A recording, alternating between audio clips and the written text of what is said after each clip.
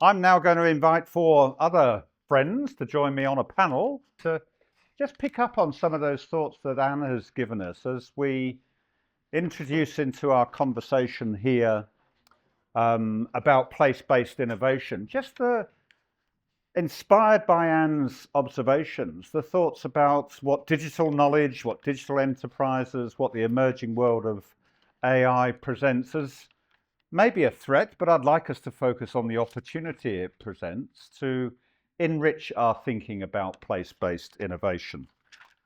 I'm going to start at this end, Suzanne. Welcome, Suzanne. Very nice to meet you. Suzanne, as you can see from the screen, is from Adobe. She's more than from Adobe. She's very important within Adobe in the UK and Middle East and in Africa. And Adobe is an organisation that I work with quite a lot in Australia. And I know from that experience that I've had, and I'm sure Alex knows only too well, and many people in the room will know, that Adobe's been a real pioneer in partnerships in higher education, hasn't it? And it's pioneering partnerships between the fast changing digital economy and the world of global universities. And look, I came across this term when I met someone that I believe you hired into Australia called Manuela. She introduced herself to me as the Adobe pedagogical evangelist. Why did I never get a job title like that? Um,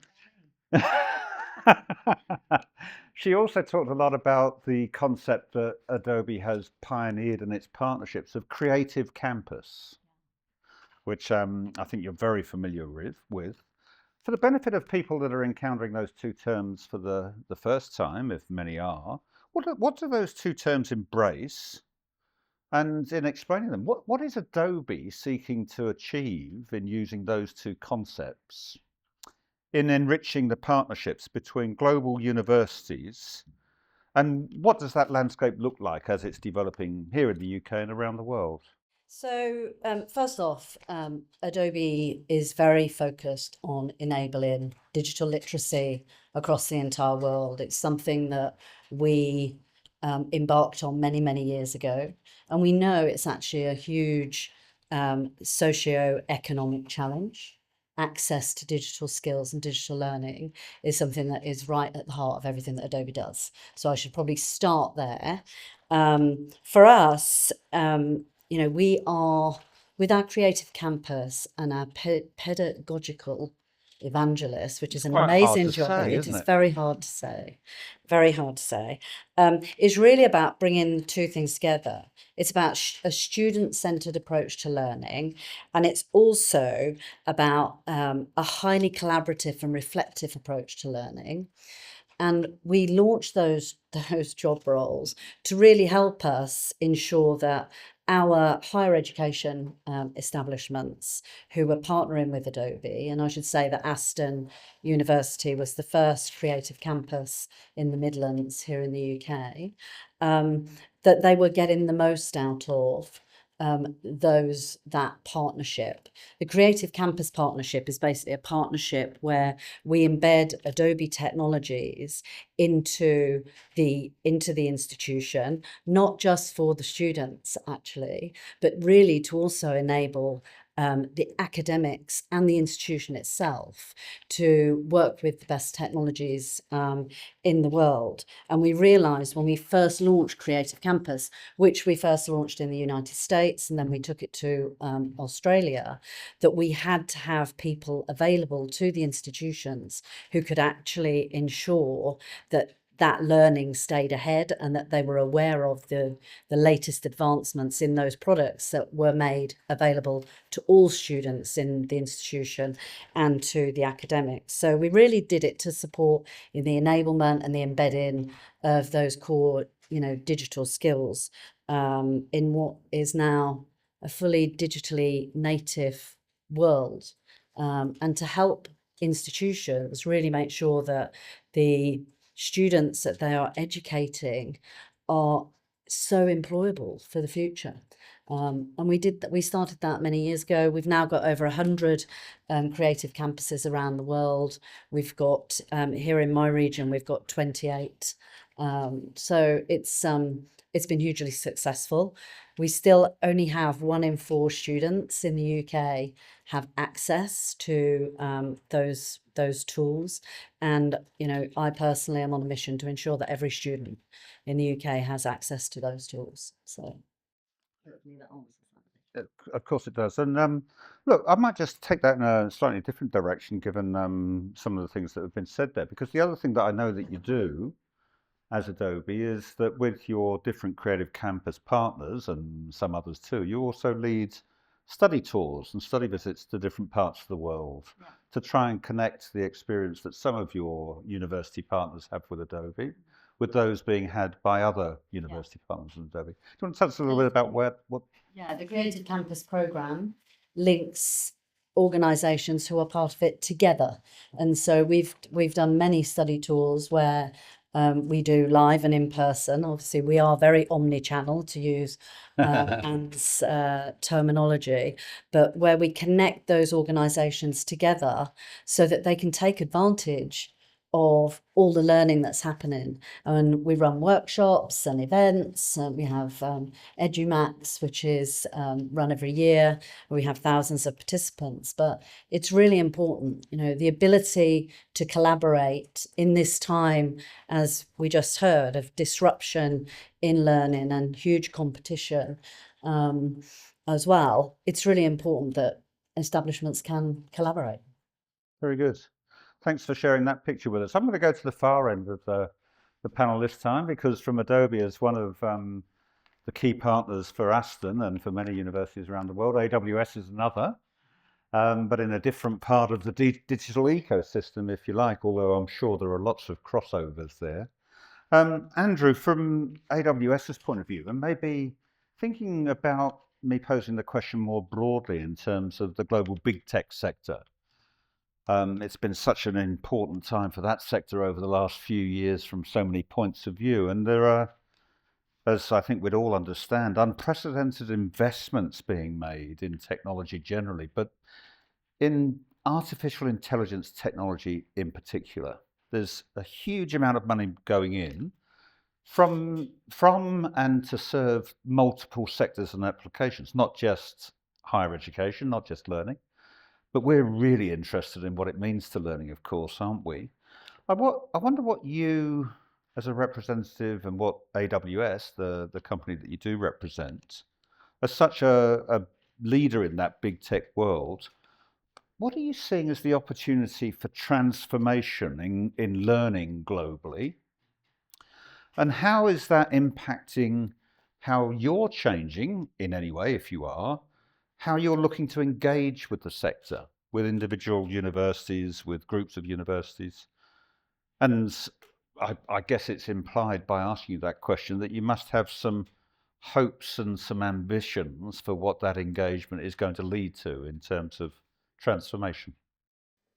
Yeah, so there's quite a few bits to unpick there. I'll try and combine a few of them at the same time. So I'll start by saying, so Amazon as a company is very much built on AI and ML. It's been a core part of the business for a long, long time now. So thousands of products being delivered every minute.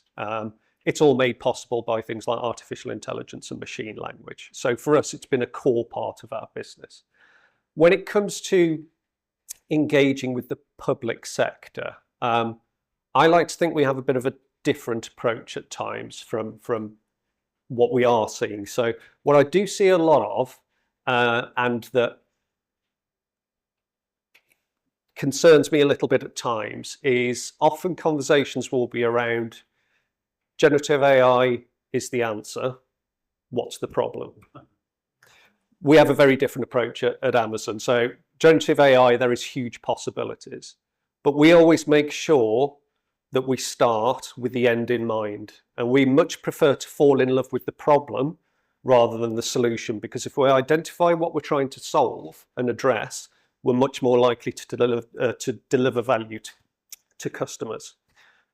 So by way of example, every single product and service that's been developed at Amazon always has to fundamentally answer 5 core questions. Number 1, who is your customer? And you can only choose one customer persona. Number 2, what is the key problem that you are trying to solve? Number 3, what is the biggest benefit that the customer will receive? So this is, again, this isn't where you list hundreds of benefits. You're trying to deliver a solution that's all things to all people. If you have to do one thing well, what is it? The next question is, how do you know this is a problem for customers? So do you have data that evidences that? And then finally, and it goes back to something mentioned earlier, what would the customer experience look like as well? So from the very beginning, having a deep understanding of your customer and how they will interact with something. And actually every single innovation idea for a new product or service at Amazon can be captured in a single page of paper. So a clarity of vision and a clarity of thinking is really important. Part of the way that we're working with public sector, again, is to try and identify some of those problems that we're solving for and work backwards from there. And then maybe if generative AI could be part of that solution, then that's a good use case for it. But we're not really keen of always using technology as the jumping off point. We put considerable effort into being very, very close with our customers and solving on their behalf. Another example, so sometimes universities, public sectors, they can be, without being too unkind, they can be a bit grumpy about ever-increasing customer expectations. You look at NSS results and you search for the things that students could be angry about. Just a few data points going back to what Anne covered earlier. Some global research evidence that 90% of learners that were surveyed expected online and digital provision to be at least as good as face-to-face provision. 2/3 of students or learners expected their university digital experience to be at least as good as Amazon and Netflix as well, which was mentioned. Customer, student expectations will always increase. They will always increase. Our view at Amazon is that customer dissatisfaction is our biggest source of invention. That is our greatest source. So we equip the whole workforce with data points on where customers are dissatisfied, and we invite them to build on that behalf. So that's where we see things like artificial intelligence, solving customer problems. And just final point as well, I have in my role lots of conversations with senior academics on the perceived threat of generative AI. The way I like to think about it is generative AI being used as additive, not subtractive to academic roles. And to think of it in a similar way to how CAD software impacted engineers. So at the time, computer-aided design software engineers were really worried this is going to replace our jobs, it's going to reduce our numbers. What actually happened, by equipping them with technology tools, it meant that they could build more buildings, they could build more unique and interesting buildings, and they could do that quicker. If you apply that to academics, it means they can build more interesting learning content, they can teach to more students, and they can do that at scale. So again, it's just really looking at this as a positive human-centric solution rather than something that's taking away from the student experience and replacing everybody's role. I might just follow up on some of the things that you've said there, because I know, because you told me, but we didn't say it in the introduction, that you're now working at Amazon Web Services, but you used to be in a university. Yes, so I spent 5 years as a Pro Vice-Chancellor at the University of Staffordshire, so not too far away from here. Spent 5 years as a Chief Information Officer at West Midlands Police, 5-minute walk from here as well, so know the area very, very well. Okay, well, knowing areas and knowing sectors are two really important things, and really important to the theme of this whole conference here. And I'm not sure there's many people in universities that have that same experience Anne has, of lots of business experience too. Maybe that's reducing in the way that we see academic life. And it's quite unusual in my experience to see people in big tech companies serving the sector that have had such senior roles within the sector itself. And your comment there about, rather than having technology being forced onto looking for problems, I wonder if you have reflections that you'd share just about the way that the sector, as it's talking about place-based and place-making innovation, and partnerships. How well equipped we are with your experience from both sides of the fence for making these partnerships work? Yeah. Really good question. So what I would start, I'm not a great believer in private sector good, public sector poor when it comes to things like innovation. I see universities as one of the greatest sources of innovation in the UK. That's the starting point. What I do see is that when it comes to innovation around technology, public sector, sometimes where it struggles is that it only looks at the technological aspects of solutions and it almost applies them to current ways of working. When it comes to things like digital transformation, the digital part tends to be the easiest bit. It's the transformation aspect, getting people to work in different ways, training people, changing the way governance structures work. Those are where things often go wrong. So putting more and more effort into the transformation aspect, culture, people, skills, ways of working, rather than the technology, I think that's one of the biggest keys to success. When it comes to, and so if you look at a university, they have thousands of problem solvers in their workforce. I think it's really about creating a platform and an environment where they can invent and build. I'm not a huge believer in just having innovation teams. I think innovation should be open to the whole workforce and they should be supported and encouraged to do that. One of the complexities with public sector is sometimes there's this fear of failure. And you know, there are examples that the UK press will use of big technology projects failing and things like that. So people can be concerned about it. However, if a public sector organisation wants to increase its rate of innovation, then by definition it will need to increase its rate of failure, because the two go hand in hand. You can't innovate without expecting that certain things will fail. If a workforce are really nervous and worried about failing, then they are very unlikely to put their hand up and try and invent and do something new. And when it comes to making use of new technology, if you have that fear, then you're probably not going to make as much progress as you can. I'll be very, very honest. At Amazon, not very many people get promoted off the back of 10 amazing failures. But what they do is we make sure that we learn from failure. So quick question by way of example. Hands up, anybody here that's got an Amazon Fire phone? Still haven't met that person yet. And I work for Amazon. They were a big failure, lots of money. The important thing was that we learned from that failure. The team that developed some of the technology around the Amazon Fire phone went on to create Alexa. Okay, so Amazon is a place that encourages moving quickly, trying new things, but making sure that we learn from those things that don't work. And I think some of that can come to public sector as well. My final point would be, I think that public sector and private sector companies can work very well together, and they should do, to tackle challenges in civic areas as well. So let's invent on our citizens' behalf. So if you look at the area of the West Midlands, one of the biggest challenges, public sector, private sector working to solve on their behalf is a pretty powerful thing, in my view. Very good. Some great pointers there to the conversations we might be having about place-based and place-making innovation. Summer, I'm going to come to you last. I'm surrounding you with your partners here, so I'm going to Arlene next. Because Arlene Stewart, you're the leading the academic work in the UK for OES, one of the longest established OPM providers in the UK, in Australia, now active in the US as well. I wonder if you can tell us a little bit about the nature of OES's partnership model with universities generally, given that you've got a new partnership here with Aston University that we're delighted to learn some more about. And how is that model of partnership that you're operating as your sort of tech provider, how are you seeing that as an opportunity to help the sector grow into this, if you do see it growing, into this omni-channel model?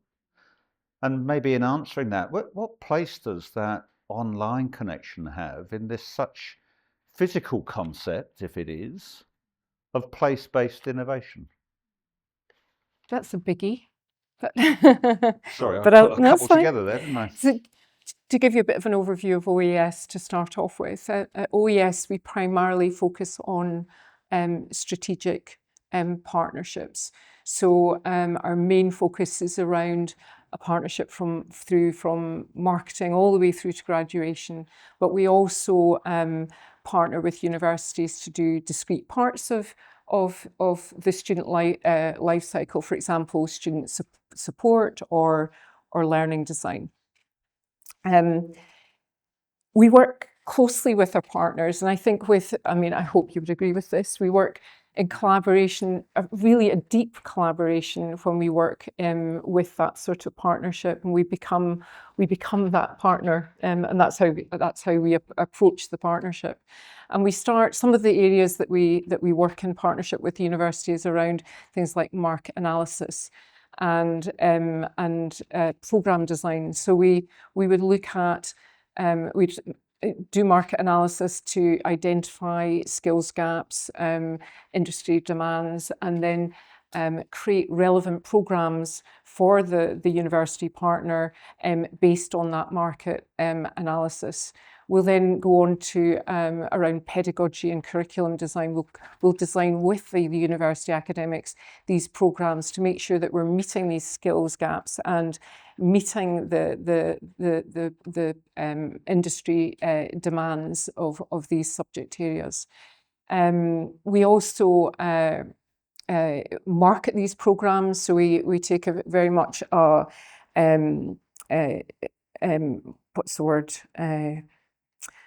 Targeted marketing sort of process, so that we're identifying and prospective students and also giving them very personalised guidance and support throughout that process. When you're talking about, students are looking for consumer grade tech experiences from start to finish. So from the minute they think about applying to the minute to when they graduate, and from then on. We also, with the curriculum design and effective and pedagogy, we bring that effective online pedagogy to the university. So we'll work, as we have with Aston, on what's the appropriate, online pedagogy that's going to work with the university, understanding their strategy for the next, how many years? 6 years now, 2030 strategy, and also just really understand the academics and what this university is and how it's placed in the locality and how it's viewed by the local student body and the local area. We also provide subject expert online tutors, and that's a different thing for a university. That's quite an unusual concept and quite a challenging concept sometimes within a university. So we'll provide the online tutoring, but also student support and student success teams that work all the way across pastoral through to sort of careers counselling. So there's many more universities now partnering with partners with us, organisations like us, to do this kind of thing. To answer your around the, I wasn't going to say plant-based. We had a little joke earlier about plant-based. Place-based innovation with online learning. I think online learning, maybe not so much entirely OES, but online learning plays a huge part in place-based learning and around upskilling workforce and also just bringing and reskilling the workforce. Sorry, I'm going to have to start referring to my notes now. But we can, with online learning, you can create tailored programs to meet local needs. So, if there's specific needs within the locality, then we can, online learning can create that and create the type of course, whether it's, more of a micro-credential or a larger program, and do that in conjunction with local companies and organisations. Online learning also offers that flexibility, as we know. So the flexibility allows professionals to upskill, not leave their workplace, so they can learn and work and improve whilst they're still in the workplace.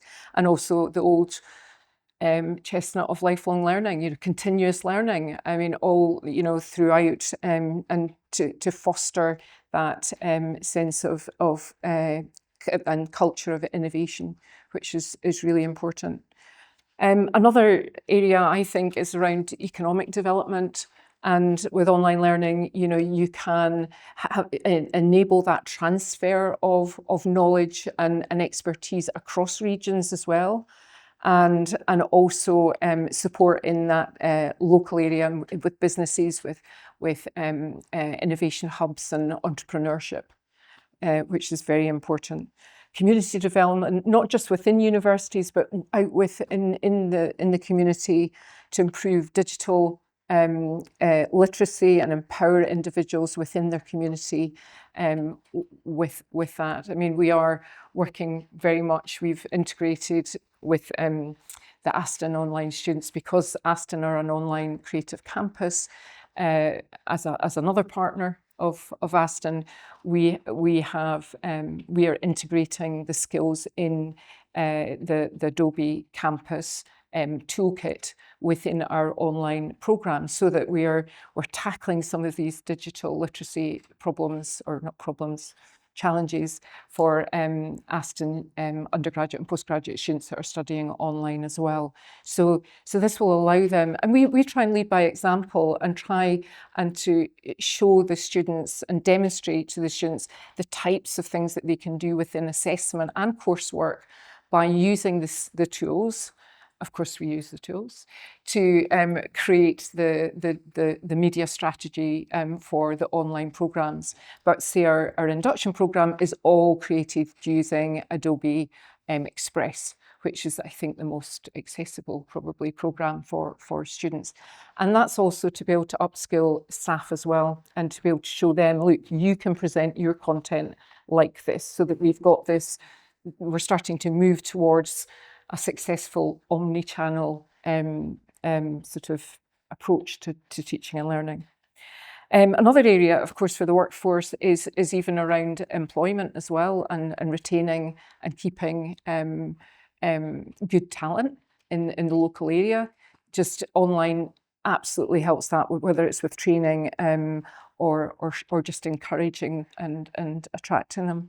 So I think, by combining all of these things, I think makes a huge difference to social, economic and innovation in the local area.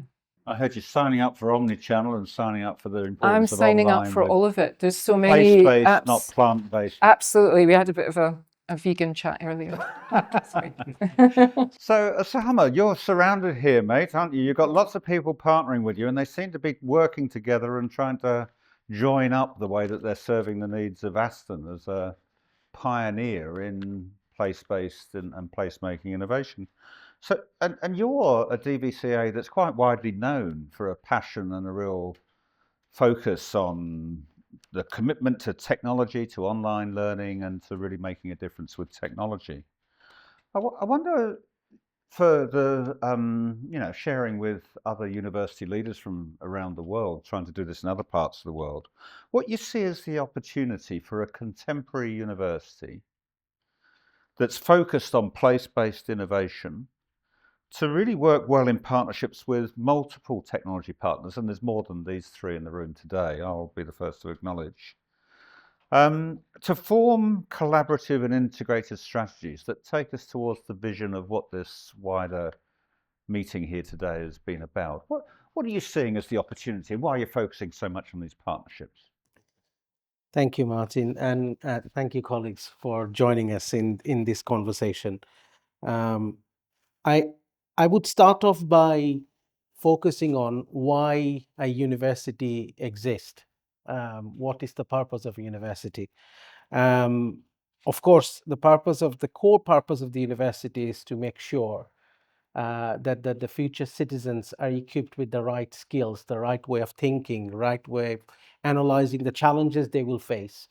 Very often as academic, we reflect on the fact that We are training the future leaders, sometimes without even knowing the challenges they will face. The moment they walk out of our program, we have to accept the uncertainty that they will face challenges that probably we haven't equipped them with the technical knowledge, but hopefully a mindset that helps them to engage with those challenges and come up with creative solutions. Of course, to do that, we need to be at the forefront of research, knowledge creation, so that it informs our curriculum. I'm really taken by some of the comments made by the panel members. Just wanted to share first. So one of the core purposes is our students. We exist here so that we can equip them to be the future leaders. And to upskill them, give them that mindset, the growth mindset that helps them to engage with the situation. So who are our students now? They're mostly working. They want complete flexibility in terms of how they engage with learning. They have a culture which sometimes misperceived by us. Sometimes we think that these generations of new learner, the Gen Zs and the Alphas, are snowflake generation. They don't know how to engage. They don't have the resilience. Now ask yourself whether you have had the same thing from your parents or grandparents, no matter what your age group is. So every generation thinks the next generation is in loss. But human civilization is progressing at a rapid pace compared to a previous generation. So I sit on a premise, and I would really welcome all leaders in our sector to perceive this next generation as a generation. They're actually better than us. They're going to make this world better than ourselves. Some generational research, which are primarily from America, shows that this generation cares more about well-being and welfare. Hence, they reflect more about that. We may not understand that, and we may perceive it as a snowflake scenario, but that's not the case. They care more about environment. They care more about equity and justice than the previous generation that we belong. So how do we nurture such a talented generation to be fit for purpose? By understanding who they are. They produce content at large scale in a very creative manner, and they would like to consume that content in a very creative manner as well. They care a lot about the experience. So I'm glad that you talked about experience. Experience is everything about this education provision. And they also care a lot about relationship. We sometimes say that these digital natives don't know how to talk to each other. They are only living on digital native. Have you ever seen Generation Zs playing games together? They are all on their device, but they are together. We may not understand this, but we need to understand. So I'm really taken by what Andrew just said about this 5 mantra. I'm going to put it everywhere in terms of how we focus on our customer. What is the key problem? What is the biggest benefit? How do we solve the problem? How do we know they have experience? This is exactly what we need to do. So I'm going to challenge back on some of the wise words. One of the wise words that Anne mentioned in his talk, that we may need to learn the language and use the right language for academia and industry. I would rather say, no, we don't have to do that. That is the biggest challenge. We don't have to accommodate how to talk academically and how to talk entrepreneurially. We need to learn from each other. And that's why this partnership is so important. Because what these colleagues know, I don't know, my community don't know. So the partnership is so much meaningful when we basically come out of that ivory tower. In fact, Alex and yourself talking about that, how do we make sure public perception of university changes? We cannot perceive that we have single ownership to knowledge. Some of the innovation that's happening in these companies are way advanced than the innovations that we're thinking of in universities. So the only way to create a knowledge for this fabulous generation of future generation is to partner. So we do not have to understand each other's language. We need to use one single language. We need to come out of that ivory tower that somebody has to have these many qualifications before they come and teach in our programs. One quick thing I would like to mention, that omni-channel, the flexibility that we need to offer is written large. We know this is knocking on our door. Instead of thinking about protectionism of how our old-styled assessment can be reproduced by an AI, instead of thinking about whether a timetable classroom activity is the only way of education and the best way of education. We need to cross the boundary and provide an education where our students can choose, make a tactical decision. I really like what Anne mentioned, make a tactical decision, exactly what all of you mentioned, in how to make themselves creative and productive and how to engage with this knowledge. Whether that's in the classroom, whether that's at 2 a.m. in the morning on a VLE platform, that's what we need to focus on. Just wanted to highlight one thing. Adobe, we are going to provide Adobe in a way. We have our first ever Adobe professor in digital innovation, first ever in the world. I just checked. Professor Rachel Dodd just joined us on 1st of November, who is going to make sure that Adobe as a creative tool helps this generation to speak up, helps this generation to be creative in their content creation. And the other thing I would also just highlight, over the last year, as we were forging relationship with OES, as well as transitioning from our last VLE to the new VLE, I was thinking that who has a much more robust quality process? Because one of the things universities, we sometimes stand on a high moral ground that we have a duty to make sure our quality is high, and somehow our private providers are not going to do that.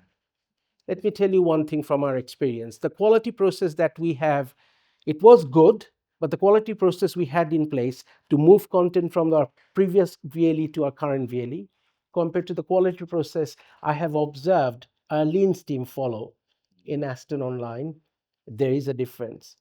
They have much more robust things in place. So there is something for us to learn from these private companies in terms of their social values, their value for quality, and really forge relationship with them. And that requires intentional leadership. So I'm glad that we are working with Alex and our exec board and our leaders have intention to make sure this partnership is going to make those changes that is needed culturally so that we can equip this fabulous future generation. I'll stop there. Fantastic. That's been a really fascinating traverse through a number of issues, and we're nearly out of time. I know there's one question came up about what's the best example of innovation in the digital tech and AI space in higher education, I presume it's referring to. And of course, everyone's going to say Aston while Alex is in the room. But if it was the second best after Alex, they might think about that as we go to the coffee break. I just got a thought, unless someone wants to do a quick fire response, and I'll give you a minute to think about that. I just want to reflect a little bit on some of the things that have been said there. We're talking a lot about partnership. I was with a colleague of Damon's in Australia just last week who led a panel with the sort of subtext and the title that reflects a lot of what we've said today. Universities have been judged by things like rankings and like publications, and there's an expression there of publish or perish. Guy Littlefair, the Dean and PVC at Auckland University of Technology, had advanced something that he learnt from somebody in the US of partner or perish. Might be becoming the new paradigm, the new metric, the new judge that we might think of ourselves by. So I put that view forward, and the idea of students as customers is challenging for us. Well, it might not be for you. It's challenging for some, but it dawns on me that the conversations we've had today, we have had some leaders of those we're seeking to serve give voice into the room, but getting the student voice into these conversations and the conversations about place-based and place-making innovation is a challenge, and yet is one that we have to address, and we have to give voice to that learner, customer, if you like, experience, if we're really to be driven by the problem we're trying to solve rather than the solution we've got to provide. So look, I'll just leave you with those thoughts. I know that question did get raised, but I don't think the time will allow us to answer it right now. But I think our four panelists will be out for a cup of tea, and you might want to go and challenge them about their best example, while Alex isn't listening, of global digital and AI use within universities, if it wasn't Aston. But for now, thank you so much for Aston's partners and Aston's DVC for sharing those thoughts with us. Please make them appreciative.